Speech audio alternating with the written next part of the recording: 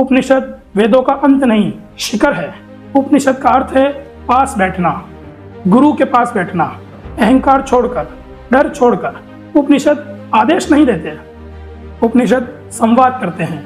गुरु बोलता कम है, प्रश्न ज्यादा पूछता है, क्योंकि सत्य बताया नहीं जाता, जागृत किया जाता है। उपनिषद कहते हैं ईश्वर को बाहर मत ढूंढो, देवताओं में मत उलझो, भगवान की मूर्ति को अंतिम सत्य मत मानो। वह सीधा कहते हैं तुम जो खोज रहे हो वह तुम स्वयं हो, तत्वमसि, तू वही है। यह कोई धार्मिक नारा नहीं है, यह एक चेतना का विस्फोट है। इसका अर्थ यह नहीं कि मनुष्य भगवान है, इसका अर्थ यह है कि जो सत्य ब्रह्मांड में है वही सत्य मनुष्य के भीतर है। अलग अलग दिखना ही अज्ञान है। अहम ब्रह्मास्मि अर्थात अहंकार का अंत आज इसे सबसे ज़्यादा गलत समझा गया है। लोग कहते हैं मैं भगवान हूँ, लेकिन उपनिषद कहते हैं जो मैं कह रहा हूँ वही समस्या है। जब मैं टूटता हूँ तभी ब्रह्म का बोध होता है।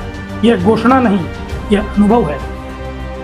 उपनिषद कभी भी चमत्कार नहीं दिखाते, क्योंकि चमत्कार मन को आकर्षित करते हैं, सत्य को नहीं।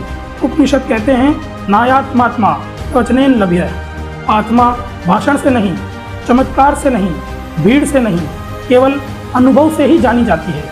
यहाँ से सत्य सनातन और स्पष्ट होता है। वेद और उपनिषद किसी धर्म की स्थापना नहीं कर रहे थे, वे किसी संगठन का निर्माण नहीं कर रहे थे, वे कर रहे थे सत्य की खोज। और इस खोज में कोई जाति नहीं, कोई डर नहीं, कोई जबरदस्ती नहीं। समस्या शुरू हुई जब संवाद नियम बन गया, जब अनुभव परंपरा बन गया, जब सत्य सत्ता के हाथ में चला गया और उपनिषद मंत्र बनकर दीवारों में टांग दिए गए। वेद और उपनिषद आज भी वही प्रश्न पूछ रहे हैं, तू कौन है? और जो तू मान बैठा है, क्या वह सच है?